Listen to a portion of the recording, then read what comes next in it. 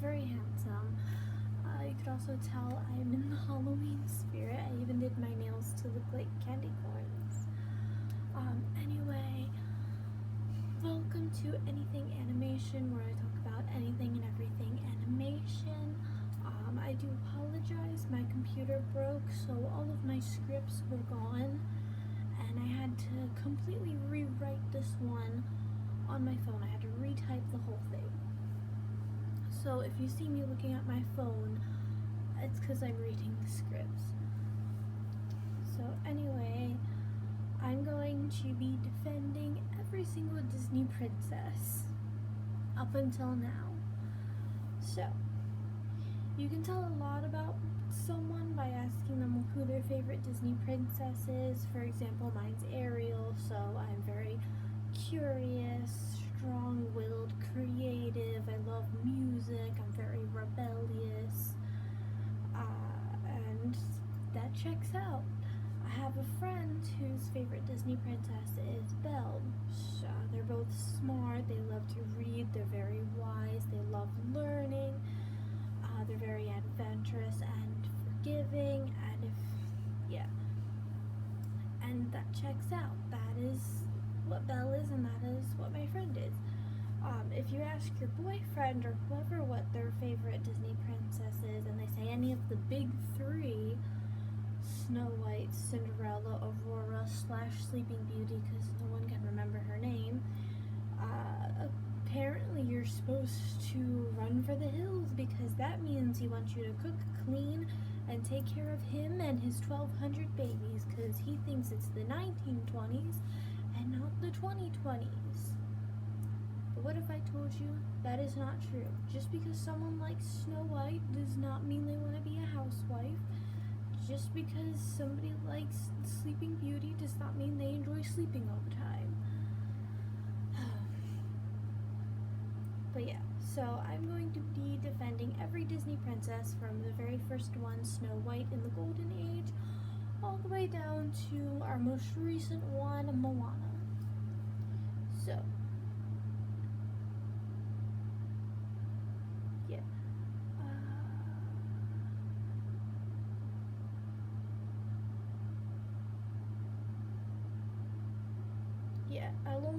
And the rules are I'll only be talking about I'm going to be going through every single Disney princess from Snow White in the Golden Age to, well, it says Anna and Elsa, but Moana's actually the newest Disney princess. And I'll only be talking about the princesses in the princess line, so, sorry to Tiger Lily, Meg, Esmeralda, Alice, and Tinkerbell, and that princess from the Black Cauldron. I will not be talking about you, just the official Disney princesses, so let's get started. In 1937, Disney made its first full-length animated movie, Snow White, some even saying that Snow White was the first ever full-length animated film ever. The Snow White story has existed since the 1800s, and the most popular version being the Brothers Grimm. The Disney version, however, reflects the American issues going on in the Great Depression. The Great Depression had been going on since 1929, and that impacted the film, both financially and writing-wise. Films about main characters overcoming the odds were very popular. Best example, Shirley Temple. Shirley Temple would often play a down-on-her-luck little girl who has a heart of gold, and cuteness could melt the heart of any grumpy old man. Just like both the original red-haired Annie and then the new one that came out a few years ago, stuff like that was very popular because everybody, they wanted to watch the good guys win. The popularity of Shirley Temple made its way into Snow White, with Snow White being pure of heart, overflowing with innocence, joy, goodness, and kindness, and gentleness. When today's modern people look at Snow White, they always say the same thing. All she does is cook, clean, and she has no personality, and she waits for her prince to save her. But Snow White wasn't made Snow White wasn't made for a little girls at all. The Snow White film was actually made for adults. Snow White was made as an escapism. It was made for an adults, kind of like a general audience. Its target audience wasn't little girls. But yeah, Snow White was made as an escapism from the Great Depression, which everybody who was watching this movie was suffering through or going through. An escapism from the Great Depression that was going on. While this film was being released before the Great Depression, women had the choice. They could stay at home and not have a job and not be judged for it, or they could go out and work. But since the Great Depression happened, they didn't have that choice anymore. The women also had to go out and do work. And they were only allowed to do certain jobs like teacher, lunch lady, nurse, the stereotypical feminine jobs. And that made the men at the time feel like they weren't good enough, they weren't providing enough, they weren't strong enough to take care of the family by themselves like they were able to do before. Snow White reflects a past era of a simpler time before the Great Depression. It was an escapism. Way back when women had the choice. I could go out here and work this whole shift and be miserable, or I could stay home and bake pies. I think I'll rather bake pies than go to work. I mean, that does sound like fun. I would do that. But yeah. Next one. I also have to get the arrows up.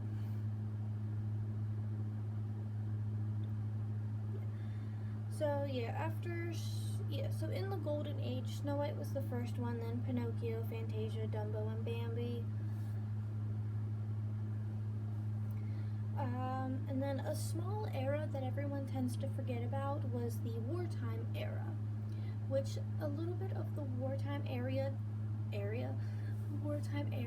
does kind of sprinkle in the Silver Age. But yeah, the wartime era, Disney made a bunch of shorts, and I think Looney Tunes did too, to show the soldiers, a lot of S's, show them to the soldiers to give them hope and kind of, give them hope and kind of relax them, because they are in a war. They're very scared, and it was kind of just like to ease their mind. They would create little shorts. But yeah, after the wartime era is the Silver Age. This leads us to our second Disney princess, Cinderella. So yeah, Cinderella, 1950. Much like how the Great Depression affected the Snow White film, World War II affected Cinderella's film. The film showed a rags to riches storyline. Cinderella is the daughter of a lord, but after his passing, she is forced to work for her stepmother and stepsisters as a personal maid. Other than her step-family, she has a pretty idyllic life. She's the daughter of a lord who has money and would never have. She's the daughter of a lord, so she has money, so she doesn't have to work. I mean, other than her stepsisters and mother treating her the way she does, her life's pretty easy.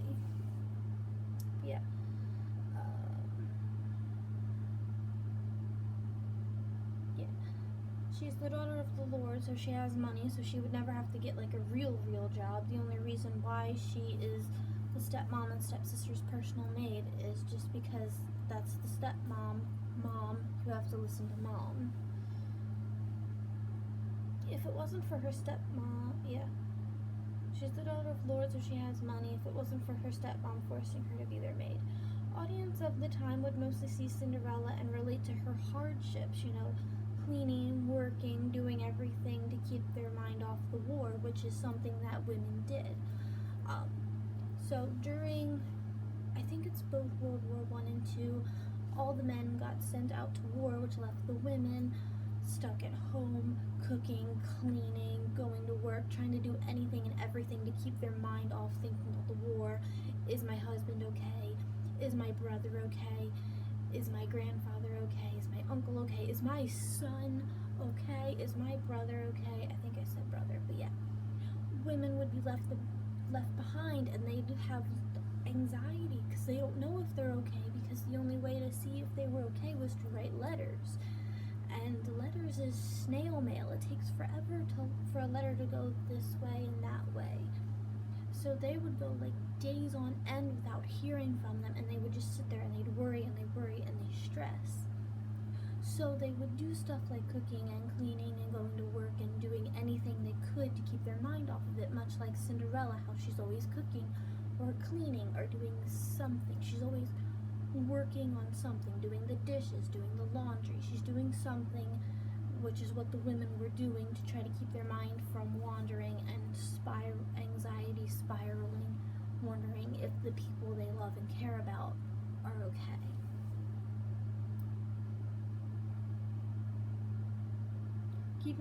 Keeping their mind off the war and pretending like everything is fine, because if you start panicking, your daughter's gonna see that and they're gonna wonder if daddy's really okay, and then they'll start panicking, and then everyone's panicking. So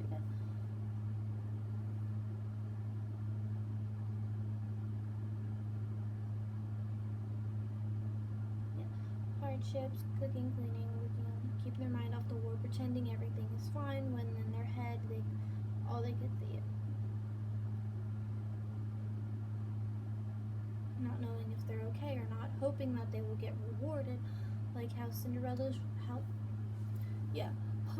So women, they would do all this in hopes that they would get some sort of reward, like Cinderella. Her reward was to marry the prince. She kept on working hard. Was it a stereotypical going to a job? No, but she worked hard and she was rewarded by being able to marry a prince.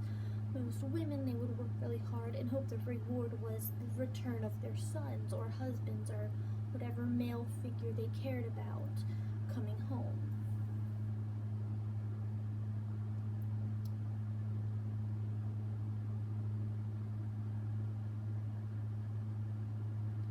Cinderella's reward was to marry the prince. Women of the era's reward, or what they wanted to be as their reward, was beginning to see their husbands, sons, brothers again after the World War II.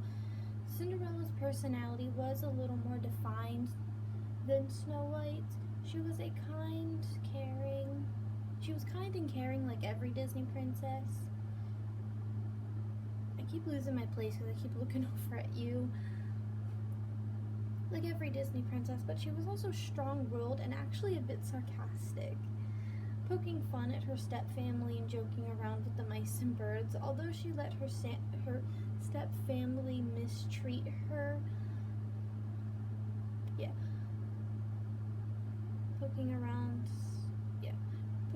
making fun of them with her mice and birds. Although she lets her step-family mistreat her, by the end, she is rewarded with the security of her own future.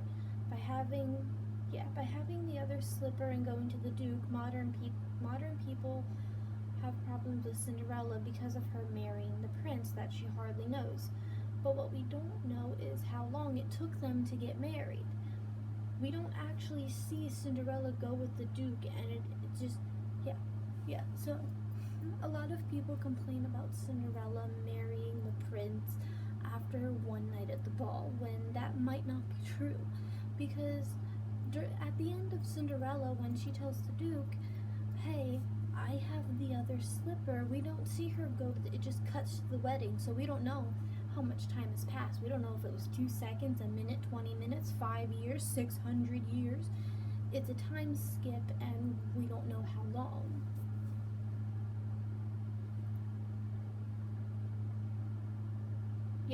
A lot of people think just because it skips to the wedding that she just got married instantly. She just ran to the castle, slapped on a wedding dress, and just got married. But we don't know how much time has passed during that time skip. it could have been years before they've gotten married. Same with Snow White. Yes, we see the prince pick up Snow White and ride off to the castle, but we don't actually see them get married. It's always just assumed that they did. Anyway, modern people don't like Cinderella. Don't like Cinderella because it says that it's showing young girls that marriage is their only option. But what people forget is that Cinderella was made in the 50s. Way back when women didn't have very many options back then. They didn't have very many opportunities or options like they do now. So it's not right for them to judge Cinderella for getting married when back in the 50s, that's just what you did. Many women got married as soon as they graduated high school. Why? Because college get married. Like, that's what was socially acceptable, that was done. Yeah, most women in the 50s, as soon as they graduated, they married their high school sweethearts. Why? Because that's what society told them to do. That's just what was done. That's what people did. Do people do it now? Not really, but times have changed. Anyway, moving on. Aurora / Sleeping Beauty, 1959. Many say with Aurora. Many say with Aurora that Aurora is a step backwards when it comes to feminism and girl bossing, with only 18 lines and about 20 minutes of screen time. Which most of it she's asleep. And that's because she is actually not the main character. Prince Philip is actually the main character of Sleeping Beauty, hence why it's named Sleeping Beauty and not Aurora. Prince Philip is the first prince to receive a real name, and the first prince given a real personality too. He's the main character. Leaving Aurora to be rescued by him, this made people at the time and modern day people compare Aurora to Snow White, saying that she's just a damsel in distress, comparing Maleficent to the evil queen, the dwarfs to the fairies, and how both movies use true love's kiss. This may have worked 30 years ago, but it didn't work in 1959. And the movie Sleeping Beauty did end up bombing. So yeah, people didn't like it back then. People don't like it now. I wouldn't say she's the worst Disney princess. We'll get there when we get there. But I know a lot of people don't understand that Aurora wasn't the main character of Sleeping Beauty. It was supposed to be focused more on Prince Philip.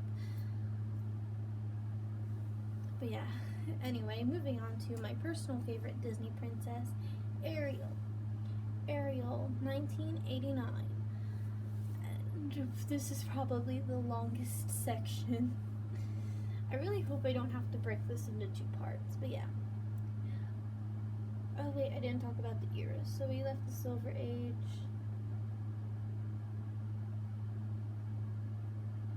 Yeah, so Cinderella and Sleeping Beauty were both in the Silver Age. Then comes the Bronze Age, which doesn't have any Disney princesses in it. And then the Renaissance, yeah. So we're in the Renaissance now with Ariel, the first Disney princess, leading the way.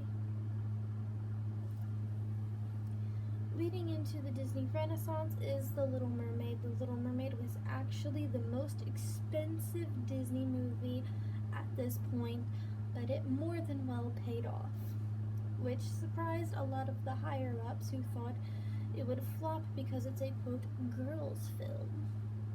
The story of The Little Mermaid, as we meet Ariel, a 16-year-old mermaid, and one of the 7 daughters to King Triton, who rules all of the 7 seas. She has a fascination with the human world, much like every other teen. It changed its teen for some reason. She constantly defies her father's orders of not going to the surface, which leads them to them arguing frequently. King Triton eventually sees Ariel's collection of humany things, and destroys it, thinking that that will finally get through to her that humans are bad.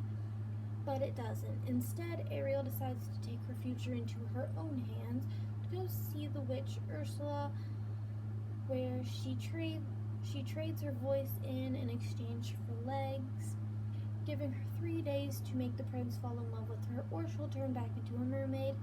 This was Disney's first Disney princess since Sleeping Beauty, all the way back in 1959. Yeah, because we're in the 80s now. And yes, romance plays a big part in The Little Mermaid, but it also tackles family issues, which is the first. I know it's the first Disney princess movie to tackle family issues. I don't know if it's the first Disney movie overall, because I haven't seen every single individual Disney movie. Yeah. It also tackles family issues, and the two. Yeah. And both princesses, Aurora and Ariel, could not be more far apart. While Aurora comes off as mature, more beyond her years, and the perfect stereotypical princess that will give up her own happiness if it means the happiness of somebody else. Meanwhile, Ariel is a more accurate depiction of an adolescent teen being stubborn,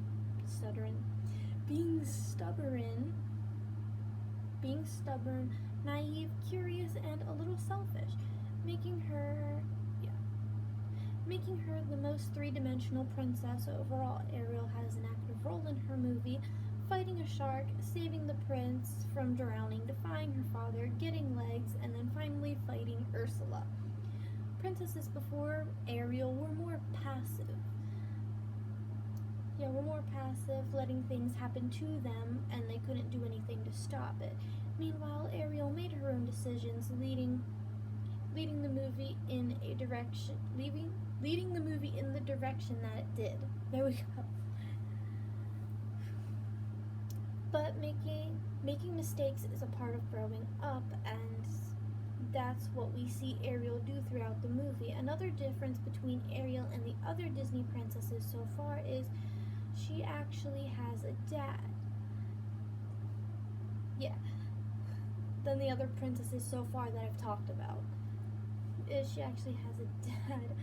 Most of the princesses' parents has either been non-existent or evil, Snow White, evil queen, Cinderella, evil stepmothers, Aurora, they sent her away to live with fairies, but Ariel actually has a dad who cares and loves her, who actually cares about her and loves her. When I was younger, I did agree with Ariel and thinking Triton was an overprotective helicopter dad destroying the collection of human things was taking it way too far. But now that I'm older, I kind of understand that he loved and cared for Ariel, he just didn't know how to express it. He kept saying that this is bad, you need to stay away from humans, and she didn't listen, because that's what's part of growing up. Yeah, Dad, whenever, I get it. Having that attitude, that's a part of being a teenager, it's part of growing up. I still do think destroying her human collection was a little too far, but with all that being said, you can argue that the movie has just as much is about just as much family love as it does romantic love. And this comes full circle when Triton realizes at the very end of the movie Ariel would be much happier on land than as a mermaid, and uses his magic to give her legs, which kind of symbolizes parents realizing, hey, my kid's not a kid anymore, it's grown up, I have to respect that. They're not this little baby that I'm feeding anymore, they're an adult, and I have to let them go, no matter how much that hurts my heart. Yeah, much like how parents have to learn to let their kids go and realize they're not kids anymore. Modern takes on Ariel is that everybody complains that Ariel gave up everything, including her own voice, for a man. But if you actually sit down and watch the movie, Ariel has been fascinated, says human realm, has been fascinated by the human world for years. Did you see her collection? She has 20 thingamabobs. She's been collecting and exploring and been curious about this for years. Like, all, yeah, has been fascinated for the human world for years. All Eric is the straw that broke the camel's back. You know, she's been curious about humans. She wants to be a human, but didn't have the courage. And then she met Eric and was like, I'm gonna do this. I'm gonna do this. This is it. This is my breaking point. I'm gonna go there. I'm gonna get legs, and that's it.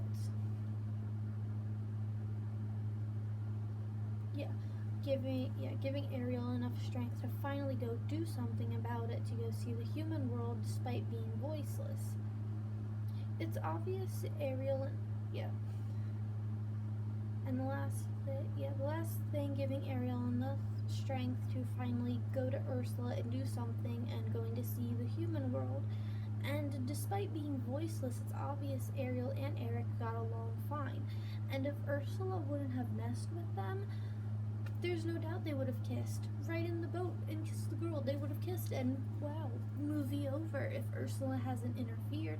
And actually, if Ursula never said, I'll give you 3 days to kiss the prince, I bet you she'll be so too fascinated about the human world she wouldn't even have thought of the prince.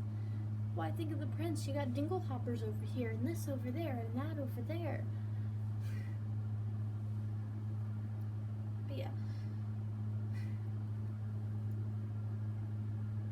Moving on. Belle, 1991. Unlike Snow White or Cinderella, Belle didn't dream of getting married or even wanting a prince. Instead, she wanted to adventure, and she wanted to go adventure. She wanted to go explore. She wanted education, looking for a place she could be understood. Although she was only recognized for her beauty in the little village that she lived in. She was only recognized for her beauty. She wanted to be recognized for her intelligence. The Beast saw that, and that's why he gifted her the library. Although Ariel is known for being an angsty young teen, Belle represents the modern-day woman. Modern-day woman of the time. Young but mature, passionate about what she likes, and will fight even if it means someone or something stands in their way. Fight for what's right even if someone or something, or in her case a whole village of people, stand in her way. And it's Belle. Sorry, my autocorrect changed Belle to Bella Swan. So it says Bella Swan breaks the curse instead of the prince. Anyway, in her movie, it's Belle who breaks the curse instead of the prince, like it has been for years. The movie also breaks another Disney stereotype: ugly equals evil. The evil queen turning into an old lady, the ugly stepsisters of Cinderella. For years, Disney movies were, for years in Disney movies, if you were ugly, you were evil. Beauty and the Beast breaks this by making Gaston, the villain, a stereotypical handsome man with big, strong muscles. A stereotypical handsome man with big, strong muscles, but the way he acts makes making some evil end of Beauty and the Beast.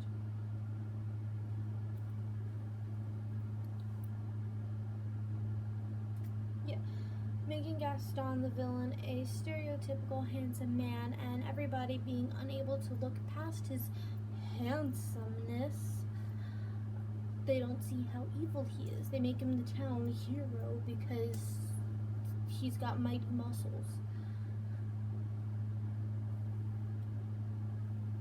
But then looking at the Beast, although a beast, a monster, actually he was supposed to be a bunch of different animals all squished together. So looking at the Beast, a monster, ends up having a nice personality and praises Belle for her intelligence, something that she's been wanting to get recognized for who knows how long, only getting recognized it by her father. making him have the actions of a prince, although not the physicalness of a prince. We also see them slowly getting along and eventually falling in love over time, making them the most realistic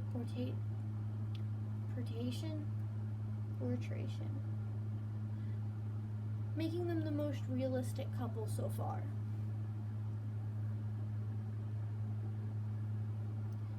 Aladdin, 1992.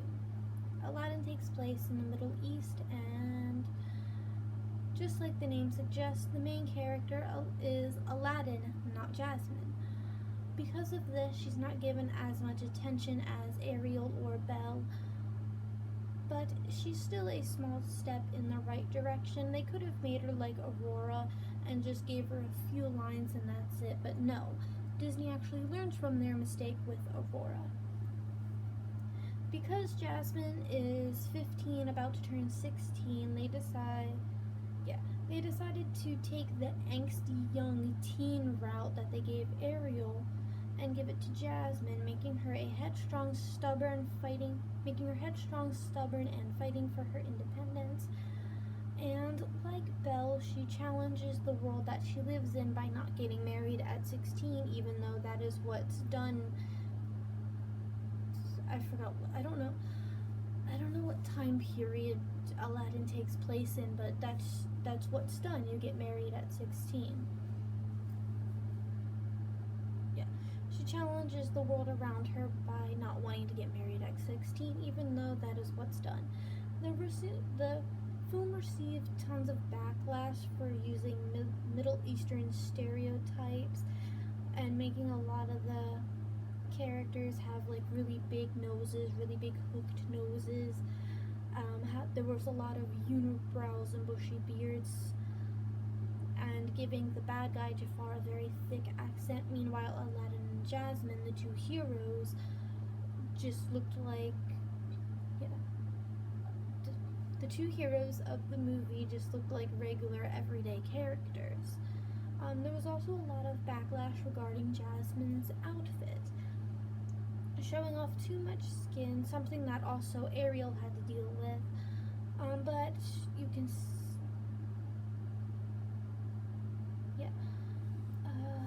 a lot of backlash regarding Jasmine's outfit, showing off too much skin, something that Ariel also had to deal with, but she's more covered up than Ariel. And you will start to see a trend when it comes to Disney. This is unfortunately the era where they start hyper Shrek-utilizing their female characters. I mean, Kida, she's from the early 2000s. She's from Atlantis, I know the movie's not just called Atlantis, but it's about Atlantis. Kida is wearing basically Jasmine's outfit, but sleeveless and with a long skirt with two leg slits in it, which shows off way more skin than Jasmine. People talk about Meg being super skinny, when in ancient Greek, being larger bodied was considered beautiful. Also,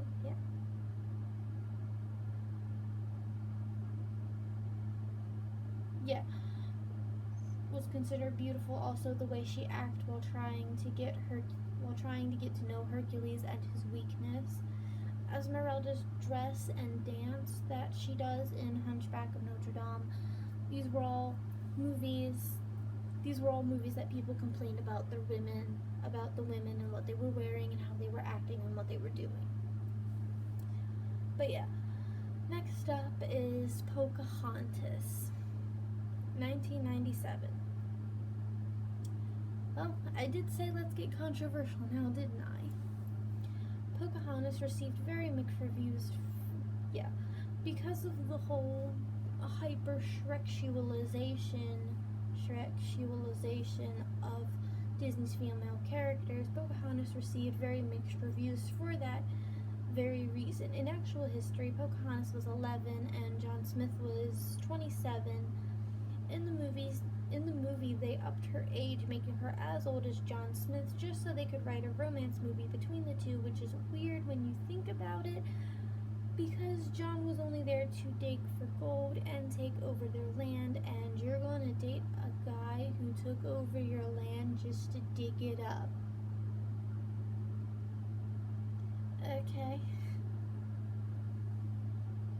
Also, aging of a character just so you can make them date. This movie got backlashed for being extremely historically inaccurate. And by the way I just described it, sounds like a very, very terrible Wattpad fan fiction by a middle schooler who really likes history. There was a lot of backlash regarding Pocahontas, her short, tight dress. She has a tattoo on her arm. People say that she has a very unhealthy body with big bitties and a pinchy waist and long, slim legs.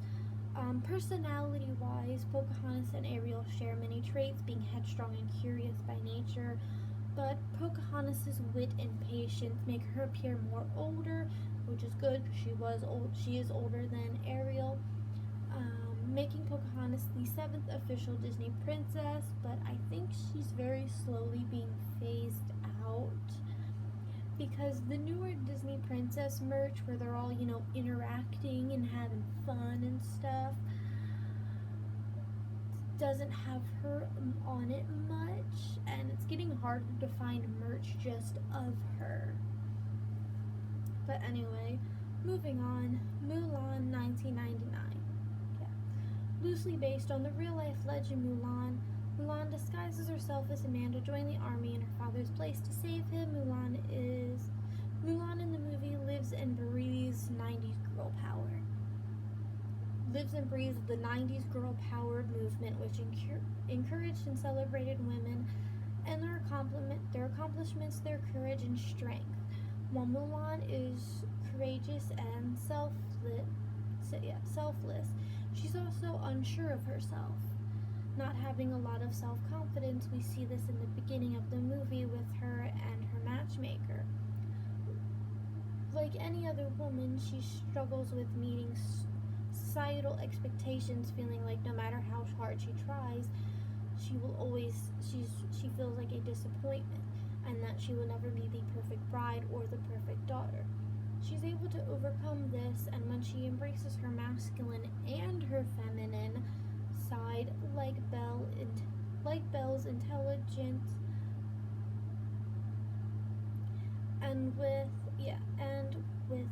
two of her biggest character traits, instead of relying on, she's able to overcome this when she embraces her masculine and feminine side. Like Belle, she has a lot of intelligence, she has a lot of intelligence, and she uses it in a work smarter, not harder way. That's why you see her writing the thing on her wrist, the words, because why memorize them when you can just write them down, say them once, and never do it again. We also see this when she goes to feed the chickens. Instead of actually, doing the work, she ties the thing to the dog. Work smarter, not harder.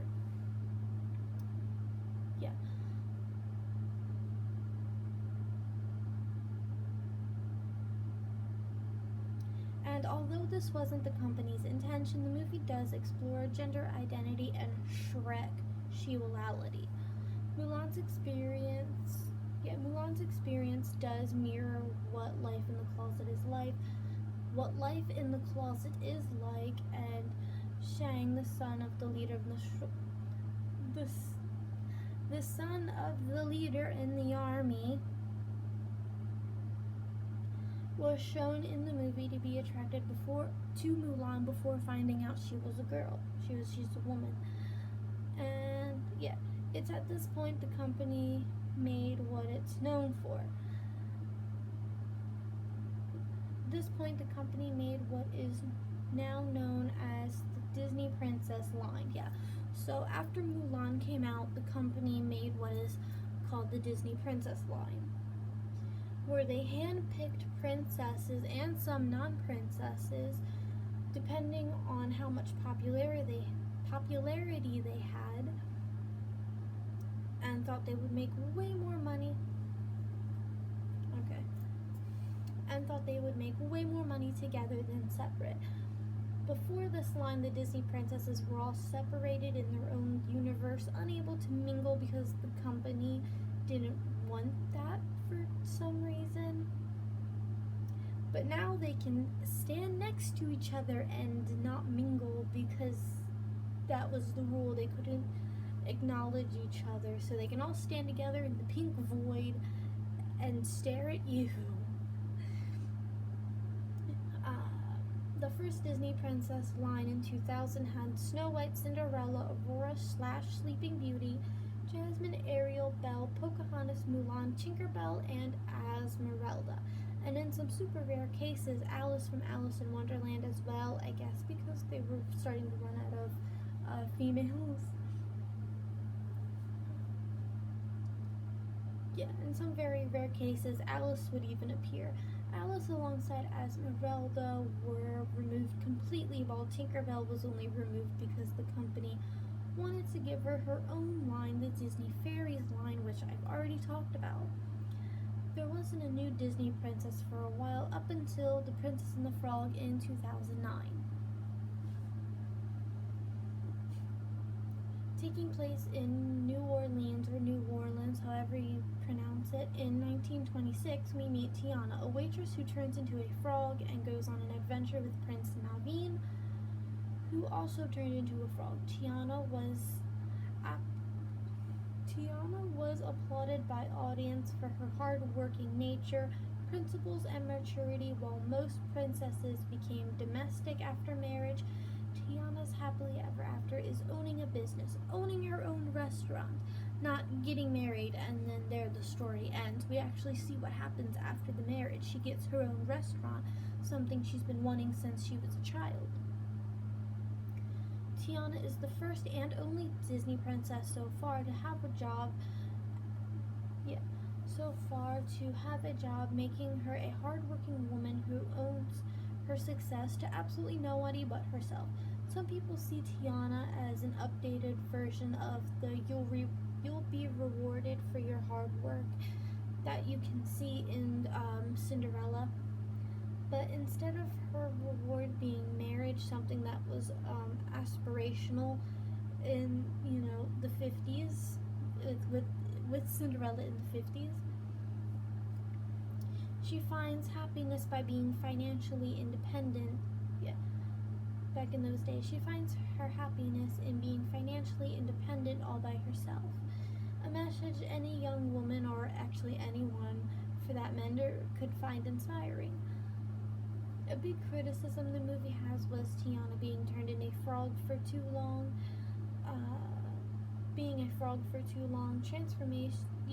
Transformations into an animal is a trope Disney uses often, but even in her human state, she has more screen time than Aurora, and even in her frog form, her personality does shine through.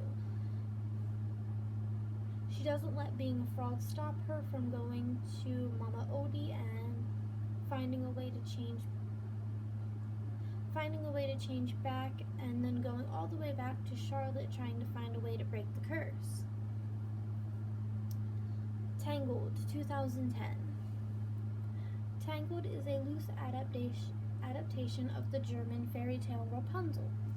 Starting the film as a sweet, innocent, good girl who does whatever Mother Gothel says, Rapunzel is lonely in the tower all by herself and dreams of adventure and independence, but not brave enough to actually go for it and ask for it.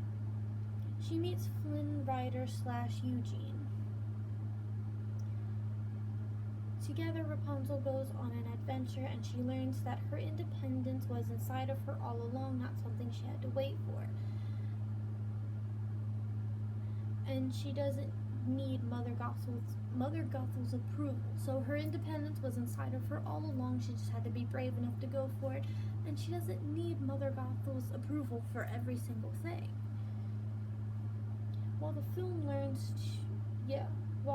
Flynn learns to open up and accept who he is as Eugene, not Flynn Rider. The film criticism even before the movie came out just by the title.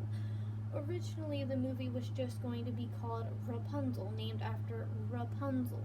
Like most Disney princesses, most of the movies were named after them. Or, yeah, most of the Disney movies so far was just named after the princess. Very rarely were they named after anything else. Originally, it was going to be called Rapunzel, named after. It was changed to Tangled, Disney said, because Rapunzel isn't the only main character. They also counted Flynn as a main character. Audiences believed it was to get a bigger audience since Disney believed that it was to get a bigger audience since Disney believed that The Princess and the Frog didn't do too good because it had the word princess in it. Oh no, a princess movie being about princesses? Yeah, thought it didn't do good because Princess and the Frog had the word princess in it in the title. Disney continued this trend with Brave in 2012, which was almost called The Bear and the Bow, which I think is such a cool name, and they should have gone with that. I mean, I like Brave too, but like The Bear and the Bow.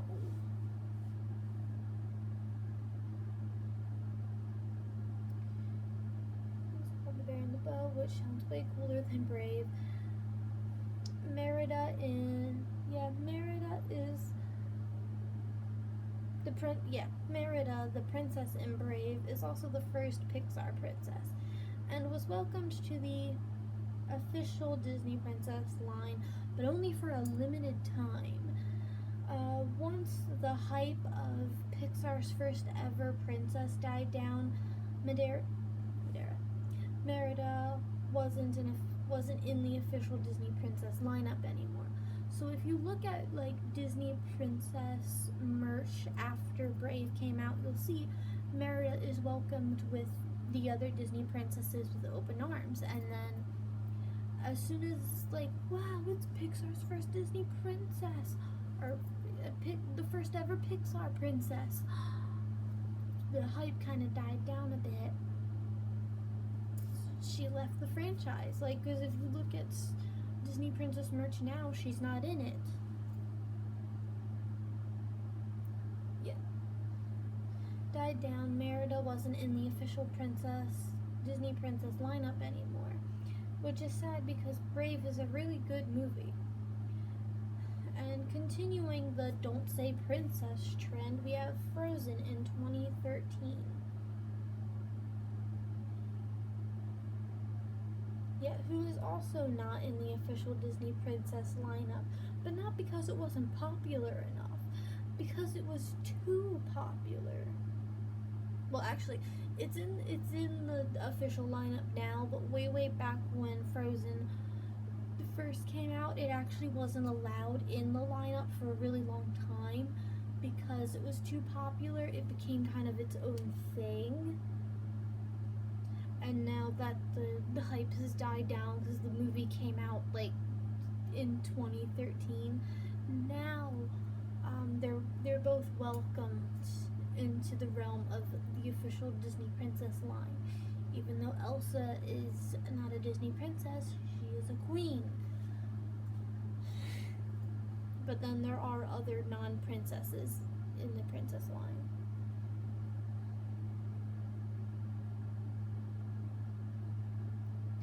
Both Brave and Frozen have a focus on family. For Merida, it was with her mom.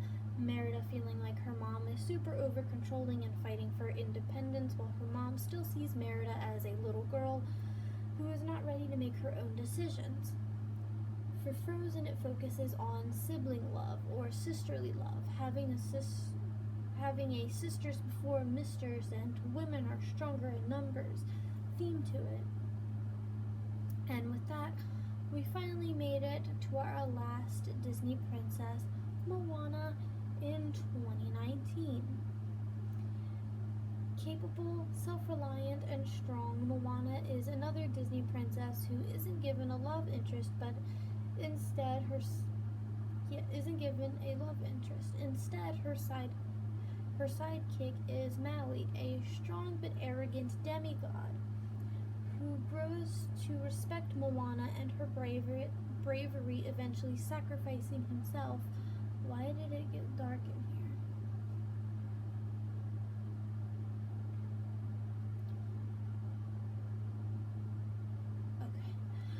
Okay. I have a mirror up here, which is what's making the light, as I caught a glimpse of the bag behind me. I thought it was a person. It scared me. But yeah. An arrogant demigod who grows to respect Moana and her bravery, eventually sacrificing himself for the greater good.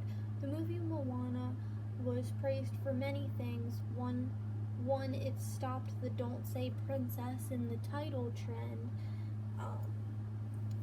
And Disney actually looked into and studied Polynesian culture for years. I think years. It was either years or a bunch of months, I don't quite remember. But I knew they actually studied the culture to make sure everything that they were in the movie was accurate and correct. And Moana is praised for having a more realistic build. And with that, we've talked about every single official Disney princess so far. We've talked about every single official Disney princess so far. And with Disney in their live action / remake era, I feel like it's going to be a very long time before Disney releases another Disney princess. But if they ever make any more, I will talk about them. I'll group them all together and maybe a part 2. Anyway, thank you so much for watching. I'll